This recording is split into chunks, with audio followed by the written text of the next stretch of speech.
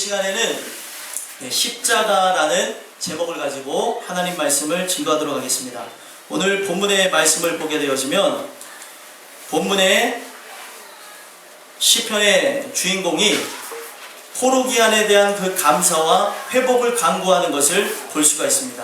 우리는 이 내용을 통하여서 우리의 신앙을 함께 살펴볼 수가 있는데, 포로기한에 대한 감사, 또 하나님의 인도하심 아래 회복을 강구하는 것, 과거의 일인 것 같고 과거의 시인 것 같지만 오늘 우리의 신앙을 동일하게 대변하고 있다는 것입니다. 오늘 여러분들과 저는 오늘 이 말씀을 통해서 이 시편의 기자가 계속해서 원하고 간구했던 게 무엇이냐면, 오늘 말씀의 제목과 같은 십자가를 원했다는 사실입니다. 여러분들과 저도 오늘 전하는 말씀을 통해서 십자가만을 원하고 십자가 밑으로 나아가기를 소망하며 십자가를 통해서 여러분들의 삶의 화평의 역사가 이루어지기를 예수 그리스도의 간절히 소망합니다. 말씀을 좀 깊이 살펴보게 되어지면 85편 1절에서부터 3절까지의 내용을 보면 포로기한에 대한 감사를 올려드리는 것을 볼 수가 있는데, 이 포로기한에 대한 감사를 통하여서 함께 봐야 되는 건 뭐냐면, 우리 모든 영혼들이 사실 세상에 있어야 되는 자들인데 오늘 이 자리에 나와 있습니다. 여러분들이 먼저 감사해야 되는 건 뭐냐면, 이 자리에 온 것만도 은혜라는 것을 기억하셨으면 좋겠습니다. 그래서 이 온 것만도 은혜라는 것, 무엇을 의미하는 거냐면, 이스라엘 백성들은 그들의 죄로 인하여서 바벨론의 포로로 붙잡혀가지고 70년 동안이나 거기서 종살이를 하게 됐습니다. 그 종살이를 하게 되는 그 일들을 통하여서 그들은 언약에 따라서 소망했던 게 있는데, 하나님의 때가 이르게 되어지면은 자신들이 그 언약했던 그대로 다시 고국을 밟고 돌아갈 수 있도록 하나님 도와주시옵소서, 그들은 계속 기도했다는 겁니다. 그리고 그들이 바라고 그들이 원했던 대로 하나님께서 포로기간을 70년을 마치신 후에 기적적으로 그들이 고국으로 돌아오게 되는 일들을 허락하셨다는 거예요. 그 내용을 통하여서 우리에게 허락하시는 말씀이 뭐냐면, 우리는 지금 그들과 같은 동일한 모습으로 세상의 포로로 살았던 사람들이라는 거예요. 바벨론 포로기간 70년이 그냥 나온 게 아니라 이 시편의 말씀에 보면 인생의 연한이 70이요 강건함은 80이라 라는 말씀을 통해서 보게 되어지면, 우리의 삶 또한도 하나님의 은혜가 없으면 이 세상에 포로로 살다가 죽을 수밖에 없는 존재라는 거예요. 그럼 포로로 살다가 죽을 그냥 우리는 세상에 똑같이 많은 사람들과 함께 더불어서 여러 부분에서 이렇게 빠지고 저렇게 빠지고 그것에 얽매여서 죽을 수밖에 없는 우리를 하나님께서 어떻게 하신 거예요? 이 자리로 일단은 불러주셨다는 겁니다. 언약하신 대로 그들이 70년 뒤에 자신의 땅으로 돌아가게 됐어요. 오늘 여러분들과 저는요, 일단은 이 내용을 통하여서 우리가 함께 봐야 되는 것은, 여기 있는 모든 사람들이 명목상의 신자가 되어졌다는 겁니다. 명목상의 신자라는 것은 하나님이 인도하심 아래 일단은 이 자리로 들어오는 은혜를 입었다는 거예요. 그 은혜를 통하여서 우리가 함께 봐야 되는 것은, 이 자리로 들어온 것도 은혜지만 여기에서만 머무르게 되어진다면, 마태복음 23장에 보게 되어지니까 청함을 받은 사람으로서 그는 그냥 거기서 머무르게 되는 것으로 버림받게 되어지는 존재가 되어진다는 것입니다. 성경에 보니까 분명히 두 존재가 있어요. 교회 안으로 들어오는데 두 존재가, 한 사람은 청함을 받은 사람이고 한 사람은 택함을 받은 사람입니다. 청함을 받았다는 것은 모든 사람이 함께 들어왔지만 거기서 택함을 받은 사람만 그 자리에 남게 되어지고, 청함을 받은 사람은 떠나게 되어진다는 거예요. 오늘 이 내용은요, 하나님은 일단 여러분들에게 은혜를 허락하셔서 이스라엘 백성들에게 허락하셨던 그대로 일단은 교회 안으로 들어오게 하셨습니다. 그들에게도 자신의 땅으로 돌아가게 하신 것처럼 거기까지 하나님은 인도하셨다는 거예요. 오늘 여러분들과 저는요, 이 내용을 통해서 나는 명목상 신자, 지금 교회 안에만 마당을 밟고 다니는 신자인지를 보게 되는 은혜가 있었으면 좋겠습니다. 이사야서 1장에 보게 되어지니까 명목상 신자를 향하여서 하나님이 이사야 선지자를 통해서 질책하는 내용이 있는데 마당만 밟고 다니는 사람이 있대요. 마당만 밟을 뿐이니라. 여러분들, 우리는 이 자리에 도장을 찍는 것으로 구원을 얻는 게 아니에요. 여러분들과 저는 말씀하신 그 은혜를 통하여서 우리의 몸은 일단 이 자리로 돌아왔어요. 그들이 몸도 포로를 귀환해가지고 고국 땅을 밟았습니다. 거기서 끝나는 게 아니에요. 제일 중요한 것, 우리의 영혼이 하나님이 명하시는 그 땅에 돌아와야 된다는 거예요. 여러분들과 저는 몸은 교회로 들어왔습니다. 하지만 마음은 세상에 있을 수도 있어요. 세상에 아직도 종살이하면서 살아갈 수도 있습니다. 하나님께서 우리를 불러주신 것은 몸만 이 자리에서 있게 하기를 위해서 우리를 불러주신 것이 아니라 여러분들의 영혼도 진정한 해방을 얻어서 죄로부터 떠나게 하시기 위해서 우리를 불러오셨다는 거예요. 말씀에 보게 되어지면 하나님이 어떻게 하십니까? 1절에 여호와여 주께서 주의 땅에 은혜를 베푸사 야곱의 포로된 자들이 돌아오게 하셨으며 그들에게 은혜를 베푸셔서 하나님의 땅에 그들이 돌아오게 하셨다는 거예요. 제가 늘 말씀드리죠. 하나님의 나라에 대해서 설명할 때 이 나라 안에 세 가지의 것이 있는데 나라를 구성하는 3요소가 무엇입니까? 하나는 땅이고 하나는 국민이고 하나는 주권을 의미하는데 하나님의 주권 아래 하나님의 땅에 들어오게 하셨어요. 자, 여러분들이 하나님의 주권 아래 이 교회 안에 교회 마당을 밟고 이 안으로 들어왔다는 것을 기억하셨으면 좋겠습니다. 그러면서 하나님이 어떻게 하세요? 2절 말씀을 보니까 주의 백성의 죄악을 사하시며 그들의 모든 죄를 덮으셨나이다 셀라. 명목상 이 교회 안에 들어오게 되어지면 모든 사람들이 어떤 생각을 가져요? 우리가 이 교회 안에 들어옴으로 내가 죄가 씻어지는 줄 착각하게 되어집니다. 그러니까 겉으로 보여지는 죄는 이 교회를 다니게 되어짐으로 없어지는 것처럼 되어지는 거예요. 여러분들, 이 땅에 들어오게 되어짐으로 여러분들 하나님 주권 안에 교회 안에 들어오게 된 것처럼 이 교회 안에서 일어나는 게 무엇이에요? 내가 백성인 것을 확실하게 알게 하시는 겁니다. 너는 내 백성으로서 이 안에서 회복해야 될 것이 있다라는 것을 얘기하시는 거죠. 그러면서 얘기하는 게 뭐예요? 3절에 주의 모든 분노를 거두시며 주의 진노를 돌이키셨나이다. 하나님이 일단은 나를 구원하시기 위해서 나를 청하셨다는 거예요. 세상에 많은 사람들 중에 택함이라고 말하기 이전에 그 많은 사람들 중에 나를 청하셔서 이 자리로 불러오셨다는 겁니다. 내가 진짜 택함을 받은 사람이면 이 자리에 들어와서 앉아있는 것으로, 그것도 은혜라고 얘기할 수 있지만 그것으로 그쳐진다면 성경은 그냥 청함을 받은 사람이라고 얘기하고 있고요. 택함을 받은 사람은 진짜로 말씀 그대로 그리스도로 옷 입는 역사를 통하여서 주님의 백성으로 나아가게 되는 것이고 그분의 통치를 받는 것을 의미하는 것입니다. 그래서 지금 포로 귀환을 하신 것에 대해서는 하나님 앞에 감사를 올려드리는 시편 기자지만 그 다음에 4절에서부터 7절까지 보게 되어지면 온전한 구원을 이뤄달라고 호소하고 있어요. 눈으로 보여지는 부분에서는 우리가 구원받은 것처럼 보여집니다. 교회 안에 있고요. 직분을 받기도 하고요. 우리가 봉사도 하기도 하고요. 눈으로 보는 부분에서는 우리가 구원을 얻은 것처럼 보여져요. 하지만 실상은 뭐예요? 실상은 내가 아직도 직분을 가지고 있는다 할지라도 청함을 받은 자일 수 있다는 거예요. 여러분들, 뒷자리에 앉아있는 것도 마찬가지고요. 앞자리에 앉아있는 것도 마찬가지예요. 앞자리에 앉는다고 해서 구원을 받는 것도 아니고 뒷자리에 앉는다고 해서 구원을 못 받는 것도 아닙니다. 오늘 가장 중요한 것은요, 여러분들이 어디 자리에 앉아있는 것이 중요한 것이 아니라 오늘 이 말씀을 통하여서 내가 진짜 택함을 받은 사람인가, 택함을 받은 사람으로서 내 안에 모든 죄들이 제거가 되고 있는가를 보실 때에 여러분들과 저는 명목상 신자에서 진짜 하나님의 성도로 거듭나게 되어진다는 거예요. 성도는 무엇입니까? 하나님이 거룩하다고 칭하여 주신 사람을 성도라고 합니다. 성도. 영어로는 세인트라고 하죠. 세인트.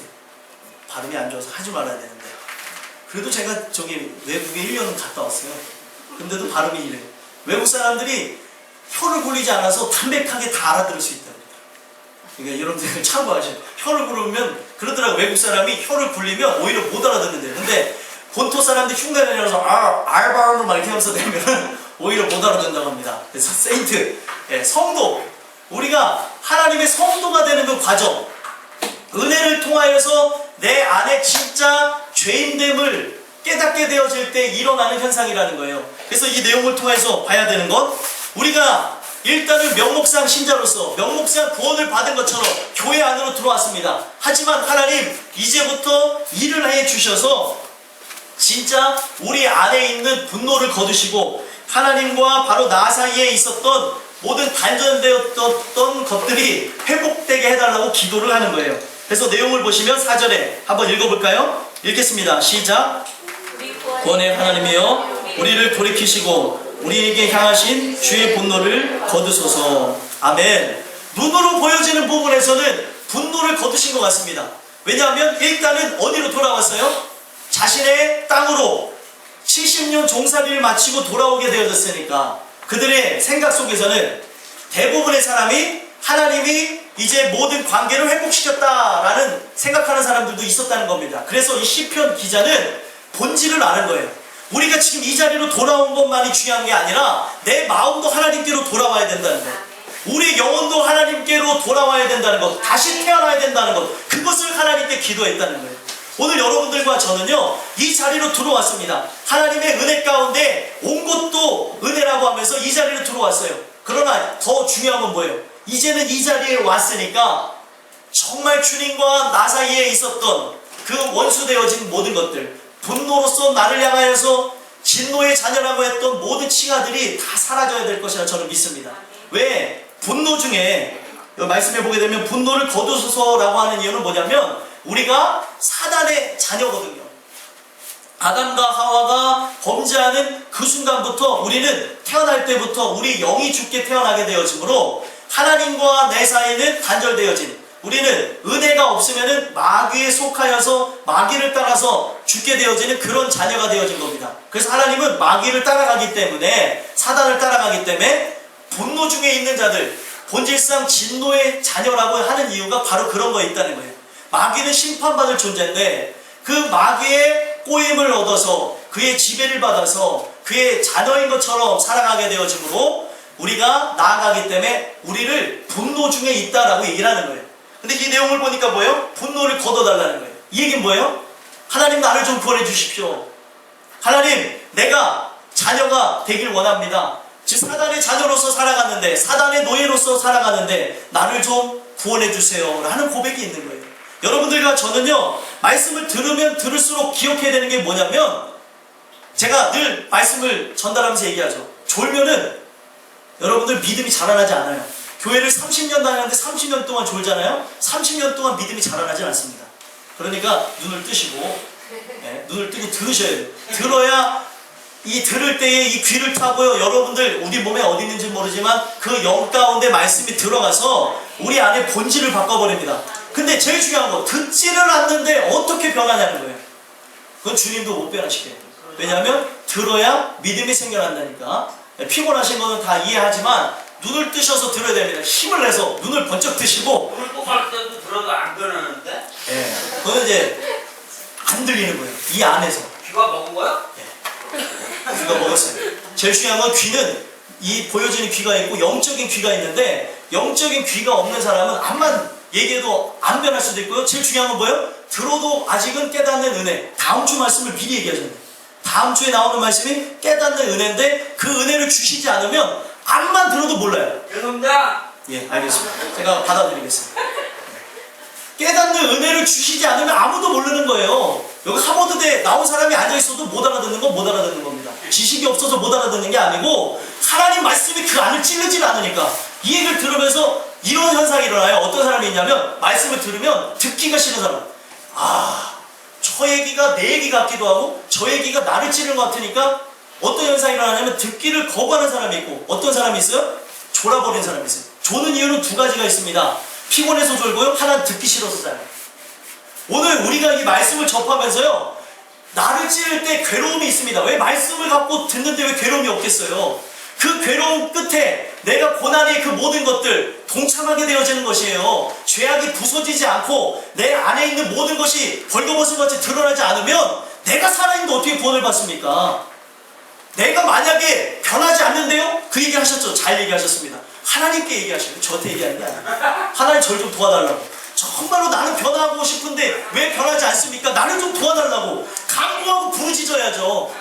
그럴 때 하나님이 나를 역사에서 변화시키는 것이지, 그냥 하나님도 나를 포기하셨나 보다, 내 가정을 놓고도 기도하면서도 하다가 안 되면 안 되나 보다, 될 때까지 기도하시는 거예요. 그러면 그 하나님께서 정하신 때가 이르를 때 변화가 일어나요.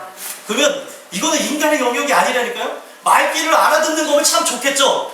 여러분 여기서 그래 하는 것까지는 다 할 수 있습니다. 마저까지 할 수 있어요. 진짜 그 안에까지 들어간 사람은 해감이 있다는 거예요. 여기서 눈을 뜨고 들었다고 해서 듣는 게 아닙니다. 이해가 되세요? 내가 눈을 뜨고 이해한 것 같다고 해서 이해한 게 아니에요. 진짜 이해한 거는 내 삶의 변화가 있어야 되는 거예요. 진정한 회개가 없으면 가짜라는 겁니다. 오늘 이 말씀을 통해서 함께 봐야 되는 게 무엇이냐는 거예요. 왜 이 시편 기자가 왜 분노를 거둬달라고 기도를 했겠습니까? 자기의 삶은요, 포로로서 귀환을 했는데 아직도 예전의 구습이 남아있는 거예요. 바벨론 땅에서 행했던 모습이 그대로 있는 겁니다. 거기서 70년을 살았으니 어떤 모습이겠습니까?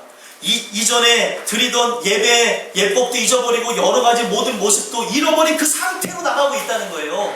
오늘 여러분들과 저는 이 내용을 통하여서 함께 봐야 되는 거, 5절 말씀 한번 읽어보겠습니다. 읽겠습니다. 시작. 주께서 우리에게 영원히 노하시며 대대에 진노하시겠나이까. 아멘. 하나님 언제까지 나를 안 변화시키겠습니까? 라고 하나님께 얘기하셔야 돼요. 언제까지 나를 향해서 진노하시겠습니까? 이 진노를 거두지 않으면 오늘 죽으면 다 지옥 가요. 교회 안에 들어온다고 천국 가는 게 아닙니다. 이 교회 안에 들어온 것도 은혜인데 하나님의 진노가 없어져야 된다고요.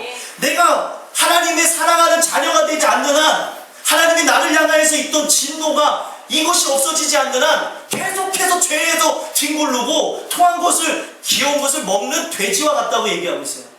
여러분들, 저는 이 말씀을 전하면서 제 가슴도 묘지고 답답한 게 뭐냐면, 세상에 있는 많은 사람들을 보면 자기의 의를 가지고 자기 뜻을 따라 다 살아갑니다. 하나님의 뜻이라는 게 존재해요. 근데 하나님의 뜻은 관계가 없이 내 멋대로 살아간다고요.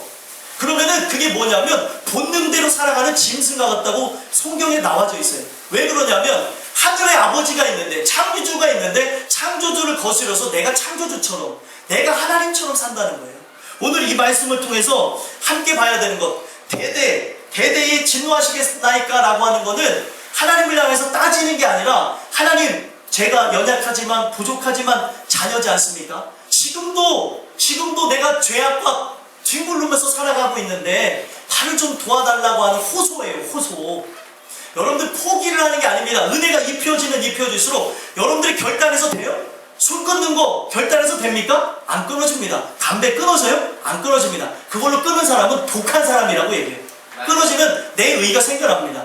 왜 하나님께서 믿는 자들에게 그렇게 내 의로서 끊을 수도 있는 걸 못 끊게 하실까요? 오늘 나는요, 하나님의 은혜가 없으면 살 수가 없는 존재라는 걸 보여주시는 거예요. 만약에 그걸 통해서 여러분들 끊어보세요. 교만해서 그것 때문에 지옥 갈 겁니다. 그 사람은 술 끊는 것 때문에 지옥 갈 수 있어요. 왠지 알아요? 내가 잘났다고 하는 그 순간에, 내가 뛰어나다는 순간에, 똑똑하다는 그 순간에 우리가 오류에 빠지는 게 뭐예요? 오늘 내가 하는 모든 것들은 하나님이 나를 이미 태초부터 이렇게 만들어 놓으셨기 때문에 지혜로울 수도 있는 거고요. 또 재능이 있을 수도 있는 거고요. 사람을 잘 보듬어 줄 수도 있는 겁니다. 근데 오늘날 내가 사람을 잘 보듬어 주는 부분에서 내가 다른 사람보다 나은 것 같아. 그러면 그것을 세우는 의 때문에 지옥에 간다는 거예요. 그러면 뭐예요? 왜 계속해서 실패하게 만듭니까? 예수님밖에 없다는 거예요. 얼마나 사랑하면 계속 실패하게 만드는 거예요. 얼마나 사랑하면 너는 안 된다고 얘기하는 거예요. 네가 하려고 하면 안 된다. 너는 나에게 부르짖으라는 거예요. 그러면 내가 너에게 응답하겠다고.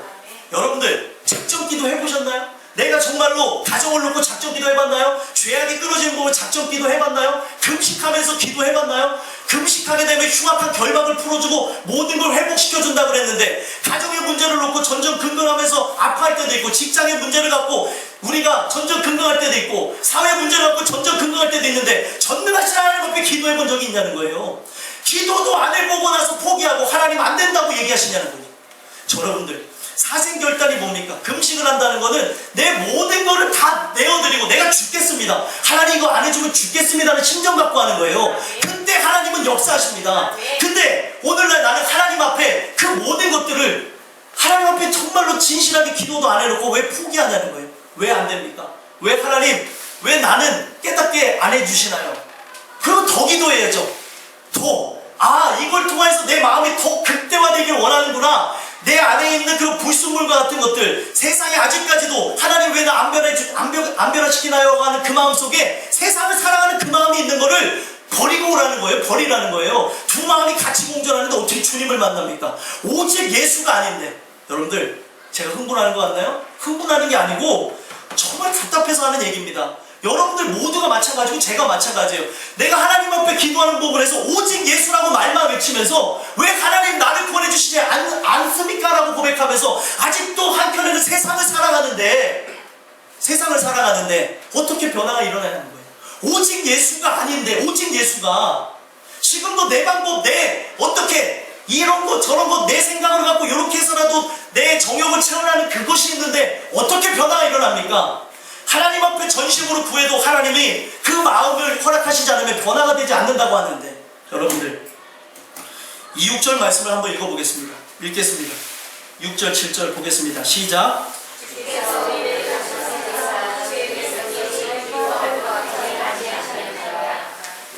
여호와여, 주의 인자하심을 우리에게 보이시며 오늘 우리에게 주소서. 자, 이 고백이 진짜입니다. 왜 진짜냐면 주께서 우리를 다시 살리사 주의 백성이 주를 기뻐하도록 하지 아니하시겠나이까. 하나님이 하시는 거예요. 어떤 거를요? 내가 주를 기뻐하도록 하는 것도 하나님이 하시는 거예요. 내가 하나님 뜻대로 사는 것도 하나님이 하셔야 돼요. 그러면은 뭐예요?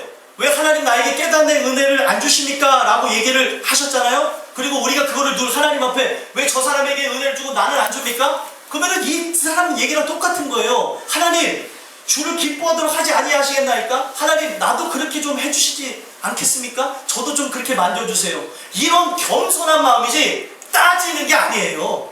왜 하나님 앞에 어떻게 따집니까? 피조물이 절대 못 따집니다. 우리는요, 봐야 되는 게 뭐냐면 신약시대 사는 걸 감사해야 돼요. 구약시대 살았으면 당장 죽었습니다. 왜냐하면 제사장도 죄를 갖고 성소에 들어가면 그 죄 때문에 죽었어요. 근데 오늘날 하나님은 길이 참고 인내하시는 은혜를 통해서 모든 사람도 다 멸망하지 않고 구원을 얻게 하시길 원한다 라는 그 마음 갖고 우리를 사랑하고 계신다는 거예요. 이 세상이 아직도 멸망하지 않는 이유? 여러분들과 저 때문입니다. 저를 구원하시기 위해서, 여러분들을 구원하기 위해서. 그러면 뭐예요? 내가 아무리 해도 안 되는 거, 내가 들어도 안 되는 것 같으면 더 들으셔야 되고, 기도해도 안 되는 것 같으면 더 기도하셔야 되고, 하나님의 때가 와서 딱 부딪힐 때 그때 변화가 일어나요. 이거는 인간의 영역이 아니기 때문에, 방법론이 아니기 때문에 100시간 기도하십시오라고 말할 수도 없고요, 6개월 동안 집중하십시오라고 말할 수도 없어요. 왜요? 하나님이 하시면 오늘 당장도 하십니다. 그 안에 있는 그 죄악들을 다 끄집어내서 부실 수도 있어요. 근데 어떤 마음인 줄 아세요? 은혜가 입혀지면 입혀질수록, 빛이 들어오면 들어올수록 내가 죄인인데 이 죄 때문에 지옥 갈 인간이 하나님 왜 나를 안 구원하십니까? 얘기할 수가 없다는 겁니다. 겸손해질 수밖에 없어요. 날 좀 도와주세요. 정말 세상이 이제 나를 돌아보지도 않는데 하나님밖에 나를 돌아보지 않지 않습니까? 하나님 날 좀 도와주세요. 이런 간절한 마음이라는 거죠. 겸손한 마음. 하나님 날 좀 만져주세요. 하나님이 이 손을 만지셔서 내 손을 만지시면 날 살 수 있잖아요. 하나님이 키를 열어서 열면은 닫을 자가 없다고 하시지 않았나요? 하나님 날 좀 만져주세요. 그 시편 기자의 고백이 바로 우리 인생의 고백이 돼야 된다는 거예요. 이 교회 안에 들어온 거는 의미가 없습니다, 여러분.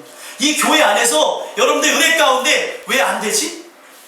다른 건 안 돼도 상관없어요. 다른 거 못해도 좋습니다. 운전면허 못 따도 좋아요. 그리고 공부해서 다 떨어져도 좋습니다. 그리고 세상에서 망해도 좋아요. 제일 중요한 건 뭐예요? 하나님에 대한, 여호와에 대한 신앙, 정말 그리스도를 사랑함, 성령과 동행함이 내게 있는가, 그것에 대한 그 갈급함이 있어야 되는 게 우리의 삶의 진짜 이유라는 거죠. 오늘 이 말씀을 통해서 여러분들과 저는 봤으면 좋겠습니다. 7절에 보면 여호와여, 주의 인자하심을 우리에게 보이시며 주의 구원을 우리에게 주소서. 구원을 하나님이 갖고 계세요. 그러면 구원을 받아야 되는 부분에서 우리는 점점 하나님께서는 죄가 살아나게 하셔서 어떤 일을 행하시냐면 내 힘으로 죄를 끊으려다가 실패를 하게 만듭니다.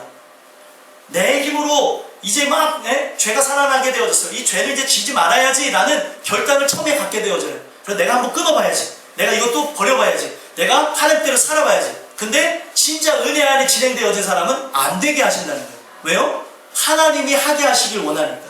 하나님이 하셔야 그 인간의 의가 없어지기 때문에 하나님께서 그렇게 하신다는 거예요. 결국에 뭐예요? 인간은 점점 말씀을 들을수록 안 되는 것 같아도 어떤 현상이 일어나냐면 겸손해져 가는 거예요.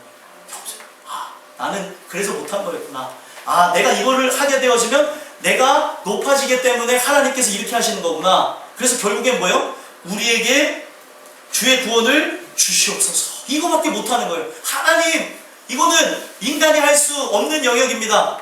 내가 하나님과 구원을 이뤄나가는 과정이 아니기 때문에 하나님 이 일을 행해 주시옵소서. 내게 생각도 주시고 마음도 주시고 행할 힘과 능력을 달라고 이 시편 기자가 고백하는 거예요. 그래서 우리 정 집사님이 아주 정확한 지적으로 다음 주에 나오는 거를 요번 주에 또 맛보기를 하셨는데 깨닫는 은혜. 그래서 다음 주에 이거 나눌 거예요. 깊이 있게. 우리에게 필요한 게 이거라는 거죠. 오늘 여러분들과 제가 지금 같이 듣고 있습니다. 공중 예배를 드리고 있어요. 근데 이 공중 예배는 문제가 뭐냐면 함께 드리고 있다 보니까 내가 하나님과 1대1로 예배 드리는 걸 잊어버릴 때가 있어요. 하나님과 내가 1대1로 드리는 거예요. 지금 말씀이 일방적으로 선포가 되고 있지만 이 말씀이 어떤 사람에게는 지금 영까지 들어가서 이렇게 막 쑤시는 사람이 있고 어떤 사람에게는 지금 혼의 영역에서 이렇게 찰랑찰랑하는 사람이 있고 어떤 사람은 육신의 벽에 이렇게 막혀서 튕겨져 나가는 사람이 있습니다.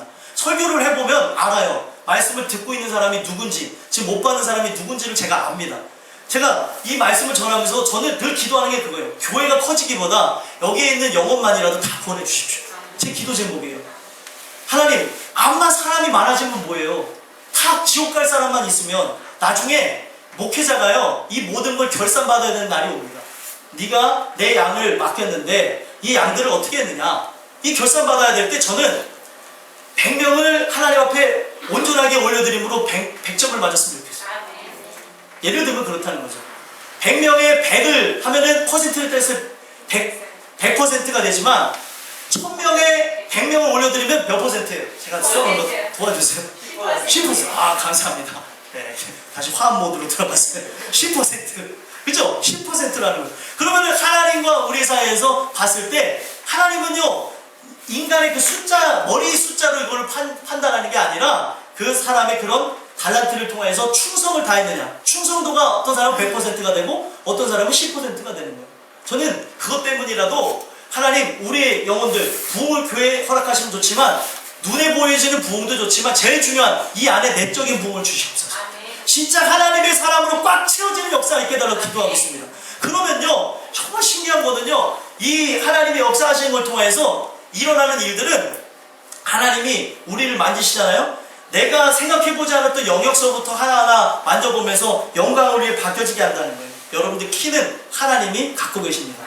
여러분들의 삶의 인간적인 관계, 또 여러분들이 하게 되는 직업에 관한 문제, 그리고 여러분들의 인생의 선택의 문제, 그리고 여러분들이 갖게 되어지는 미래에 관한 문제, 모든 문제의 키는 예수님이 갖고 계세요.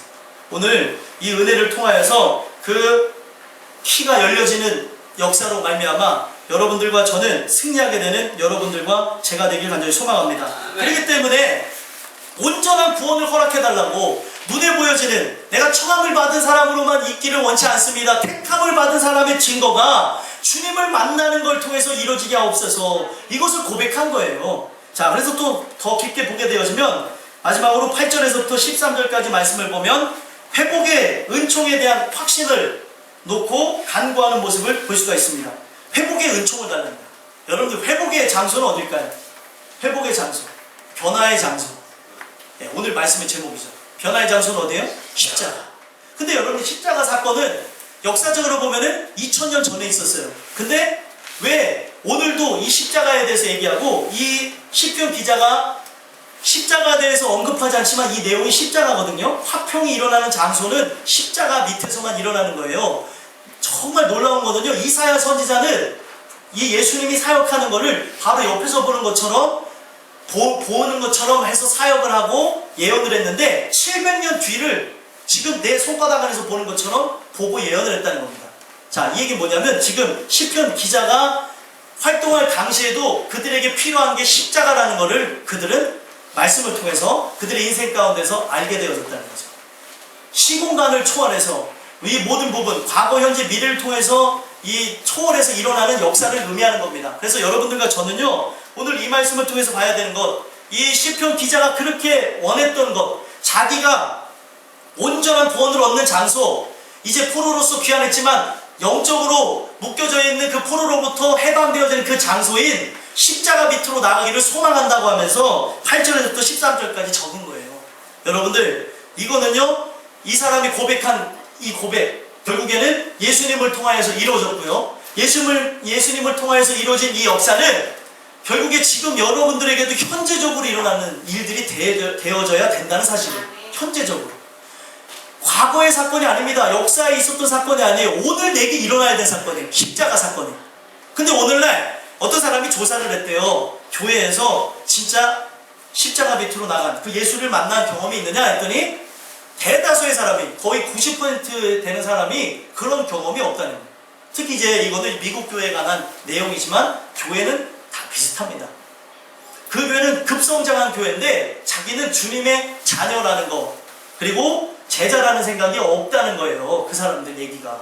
그럼 여러분들과 저는요, 이 내용을 통해서 봐야 되는 건 여러분들 그렇다는 게 아니고 그들의 고백을 통해서 함께만 돌아보면은 그들이 교회는 다녔지만 영적으로 내가 진짜 그 은혜 가운데 죄들이 낱낱이 드러나고 내가 죄인됨을 깨닫게 되어지고 이 죄를 어떻게 씻을까 고민하면서 그러다가 십자가에 달리신 예수 그리스도를 만나는 경험을 한 사람이 없었다는 얘기예요.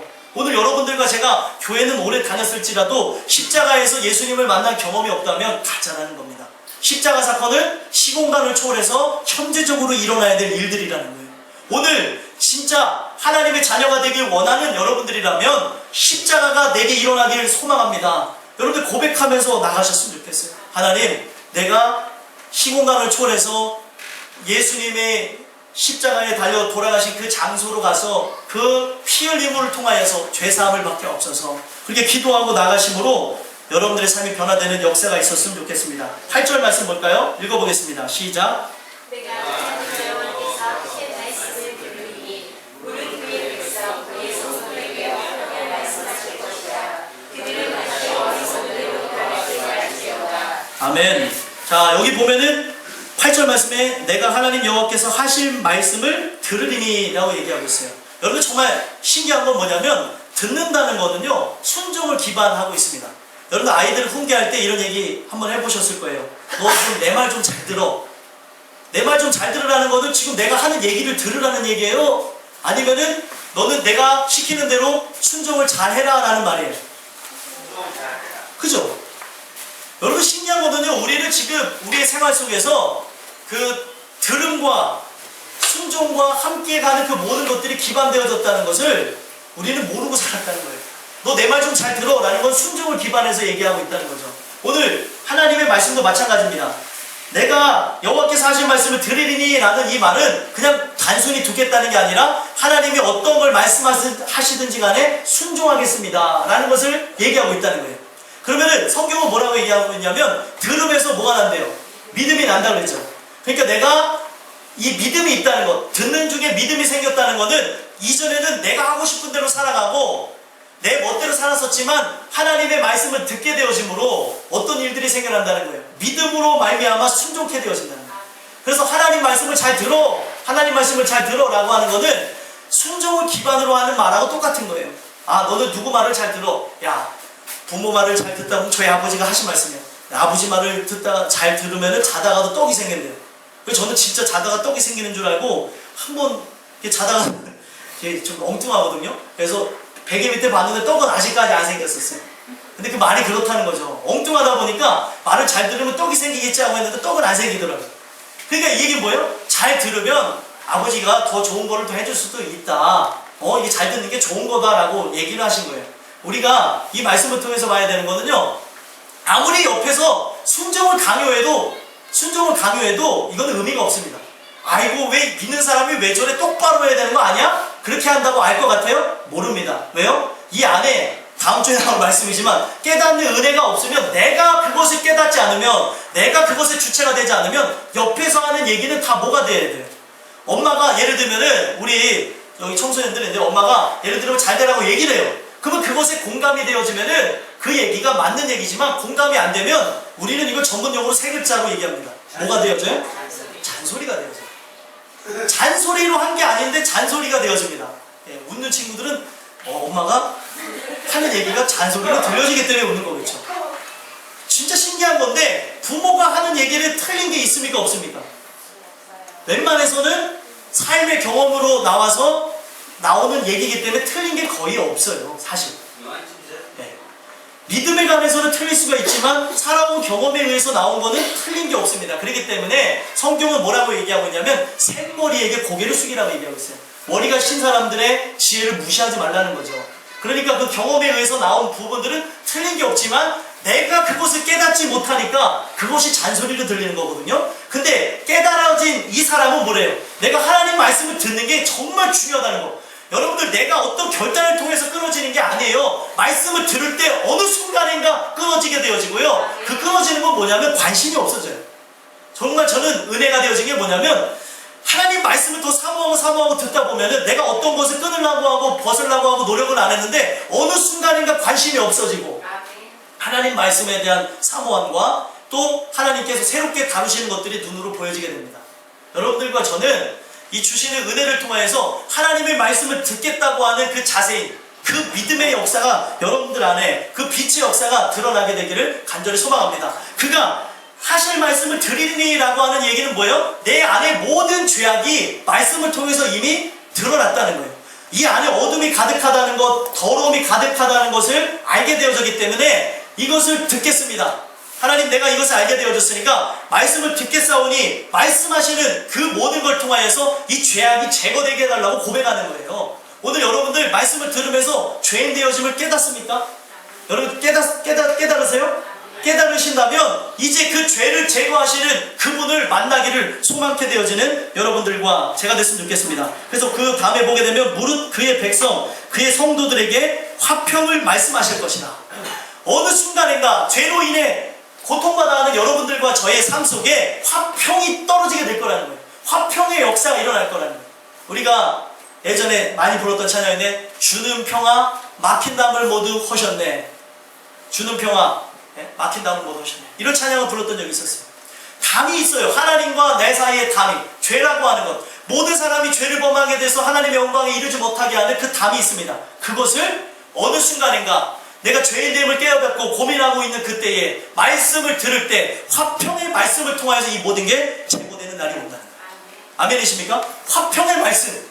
화평의 말씀이라는 건 뭐예요? 말씀을 통하여서 화평의 장소인 십자가로 나아가는 날이 온다는 것을 의미하는 거예요. 화평은 어디서 일어났냐면 인간과 하나님은 원래 원수가 되어진 겁니다. 아담과 하와의 범죄를 해서 아예 철천지 원수가 되어졌는데 우리 십자가에 달리신 예수 그리스도의 보혈의 피로서 어떻게 되어진 거예요? 화평을 누리게 되어졌다는 거예요.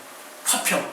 그래서 화평의 말씀이라라고 화평을 말씀하실 것이다 라는 거는 어느 순간인가 여러분들이 말씀을 듣다가 여러분들이 십자가 밑으로 나아가서 진짜 이 죄인 되어진 나는 여전히 죄인이지만 죄에 대해서 관심을 가졌던 내가 죄를 미워하게 되어지고 죄로부터 떠나게 되어지고 하나님의 뜻을 위해서 살아가게 되는 날로 바뀌어질 그날이 오게 될 것이다. 아멘이십니까? 그래서 화평을 말씀하실 걸 기대하셔야 돼요. 네? 저건 다음 주 말씀을 미리 얘기하셨는데 네, 기대하셔야 돼요. 하나님 지금 안 됩니다. 이때가 지금 저때에 이르지 않은 것 같아요. 답답함이 임하죠. 당연한 거예요. 어떨 때는요 잠잠히 있다가도 화가 날 수도 있습니다. 사람이니까. 그럴 때 어떻게 되냐면 말씀하실 거라잖아요. 지금 약속이 떨어졌어요. 이 약속은요 여러분들이 보게 하기 위해서 존재하는 거예요. 성경은 그냥 존재하는 게 아닙니다. 예언이에요. 여러분들이 볼 것을 이미 하나님께서 아시고 다 적어 놓으신 거예요. 그래서 지금 이 말씀이 뭐라고요? 화평을 말씀하실 것이다. 화평이 언젠가 여러분들에게 이루어질 거라는 겁니다. 그러면 그것을 여러분들이 사모하고 기도하다가 결국에는 그것을 여러분들이 만나고 난 후에는 이제는 세상으로 돌아가는 일들은 없게 되어진다. 자 보세요. 그들은 다시 어리석은 대로 돌아가지 말지로다. 돌아가지 말라고 얘기하더라도 돌아갈 일이 없습니다. 왜요? 여러분들 죄악 가운데서 구원받은 사람은요 다시 하나님 앞에 다시 하나님을 떠나는 일들은 없습니다.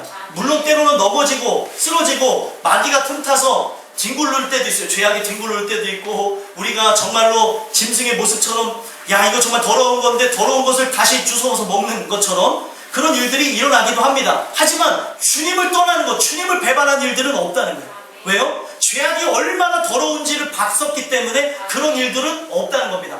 자, 아담과 하와가 에덴 동산에 살 때에 선악을 알게 하는 나무는 뭐냐면 그 나무의 열매를 먹게 되어지면 새로운 문을 열고 새로운 세상으로 나가는 거였어요. 이해가 되십니까? 그래서 그곳에 나갔던 아담과 하와 또 그것에 의해서 지금 죄악 가운데서 새로운 세상인 죄악 세상을 살아간 여러분들과 제가 진짜 신세계를 만났다면 하나님이 이 땅에서 살아가지만 은혜로운 그 모든 것을 만나게 하셨다면은 그걸 경험한 자가 다시 세상으로 갈까요? 안 갈까요? 갈 일이 없습니다. 여러분들과 저는 어리석은 대로 돌아가지 말지로다 라는 이 말을 통하여서 여러분들과 저는 이 은혜를 맛본 사람이면 세상을 대만처럼 사랑해서 나가는 일들이 없었으면 좋겠습니다. 성경에 보니까 그 대만은 세상을 사랑해서 나갔다는 말이 나와요. 신약 성경에 보면은 그가 세상을 사랑해서 나간 이유가 뭐예요? 아직도 이 안이 바뀌어지지 않았기 때문에 나간 겁니다. 여러분들과 저는요 이 주신 은혜를 통해서 진짜 그것을 맛봐서 하나님이 역사하신 그 은혜를 맛봐서 안 자들이 맞다면 은혜를 통하여서 이제 죄악 세상에서 은혜의 세계로 들어가는 그 관문 십자가를 통하여서 십자가를 통과한 인생은 새로운 관문으로 들어가는 거예요. 새로운 관문. 에덴에서 쫓겨나서 이 세상으로 나온 것처럼 우리가 지금 죄악세에 살아가고 있지만 십자가를 통해서 다시 문을 열고 어디로 들어가요? 에덴 동산과 같은 그런 하나님의 천국에 들어가는 날이 올 것이고 그 땅으로 들어가기 이전에 여러분들의 마음이 천국이 되는 날이 오게 될 것입니다. 근데 지금 여러분들의 마음은 어때요? 여러분들의 마음은 어떻습니까? 전쟁 아니에요? 전쟁이 종식되어지는 것을 평화가 임할 때만 종식이 일어납니다. 이해가 되십니까? 화평이라는 것은 전쟁이 끝난다는 걸 의미하는 거예요. 이 얘기는 뭡니까? 우리 안에 지금 막 여러 가지 정욕이 막 솟아나올 수도 있어요. 계속 전쟁이 일어날 수도 있습니다. 하지만 화평의 말씀만이 이것이 종식되어지게 만들고 이 말씀만이 여러분들을 붙잡을 수 있어요. 고통스러운 여러분들의 마음 하나님이 아십니다. 근데 그 마음이 어떻게 위로받나요? 사람이 아무리 위로하고 또 내가 아무리 취미 생활하고 여가 생활한다고 해도 여러분들이 괴로운 거 바뀌어지지 않습니다. 근데 말씀을 들을 때 하나님이 그 마음을 아시고 말씀을 통해서 위로한다는 것을 여러분들이 깨닫는 그 순간에 여러분들의 마음이 천국이 될 것입니다. 그러면 여러분들의 삶이 아직까지 지옥 같을지라도 이길 수가 있어요. 제일 중요한 것은 여러분들의 마음 천국 가기 전에 여러분들의 마음과 여러분들의 이 마음이 사실 그 영혼의 창문이라고도 얘기하거든요. 이 마음이 바뀌어지는 일들이 일어나야 됩니다. 그 영혼이 바뀌어지게 되어지면 세상에 아무것도 변하지 않는다 하더라도 여러분들 스스로가 은혜 가운데 변화가 되잖아요. 견딜 수가 있고요. 이길 수가 있고요. 그곳에서도 기쁨을 찾을 수가 있고요. 하나님을 찬양할 수가 있습니다.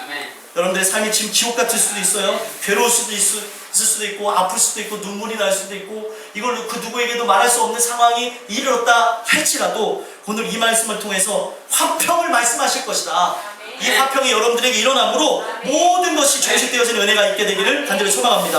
자, 9절에서부터 11절까지 한번 보겠습니다. 읽겠습니다. 시작.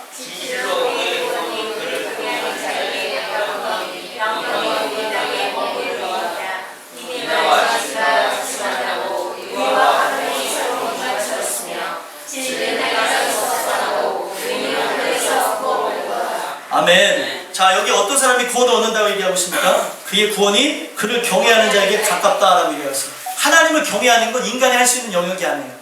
우리는 보이는 사람의 말도 듣지 않는데 보이지 않는 하나님의 말씀을 어떻게 믿고 어떻게 따라갑니까? 그렇죠.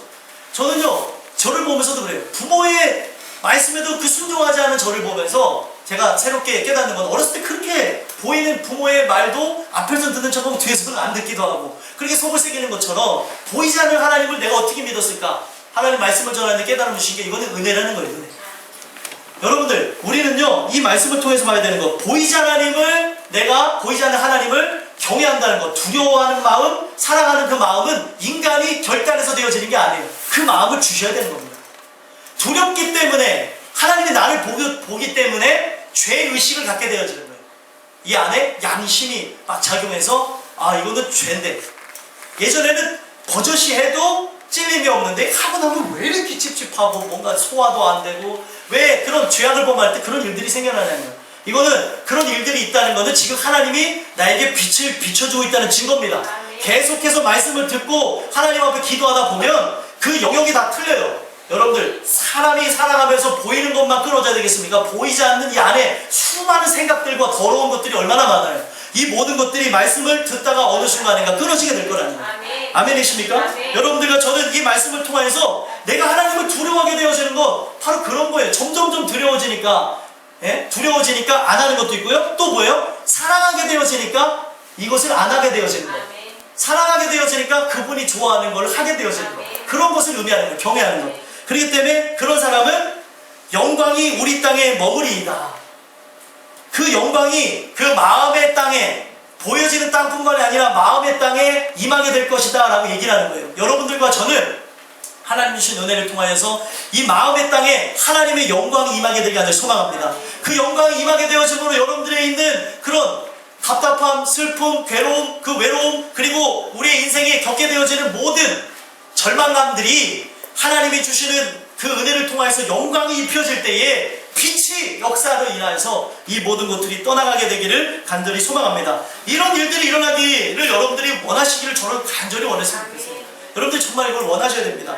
이런 일들은 어디서 일어나냐? 10절, 11절에 나와져 있는 대로 10절 말씀에 보니까 먼저 십자가에서 일어난다는 거예요. 인애와 진리가 같이 만나고 의와 화평이 서로 입맞추었으며, 이건 무엇을 의미하는 거냐면 십자가를 의미하는 거예요. 인애라는 단어를 이게 좀 어려울 수가 있어서 우리가 잘 아는 단어로 바꾸면 긍휼이에요. 긍휼. 사랑. 하나님의 사랑과 진리가 만나는 장소. 진리는 누굽니까? 예수님을 의미하는 거죠. 의가 무엇입니까? 의는 하나님을 뜻합니다. 하나님의 뜻을 상징하기도 하고 하나님의 오르신 것, 하나님의 그 참선을 의미하기도 합니다. 그 의와 화평이 또 서로 입맞추었대요. 화평은 또 무엇이죠? 그리스도를 통해서만 이루어지는 겁니다. 이 장소가 어디라고요? 십자가. 입맞추었다는 거예요. 하나님의 사랑과 진리가 맞닥뜨렸다. 그걸 입맞추는 것처럼 시적인 표현을 한 거예요.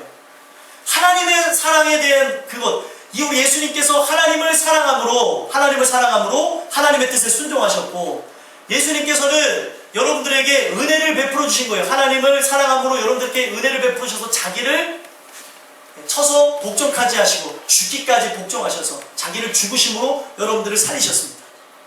그 장소가 십자가라는 걸 의미합니다. 십자가. 이해가 되십니까? 그래서 하나님의 뜻과 또 우리 예수 그리스도를 통해서 입혀질 화평이 만나는 장소 어디라고요? 십자가. 하나님이 뜻을 정하셨습니다.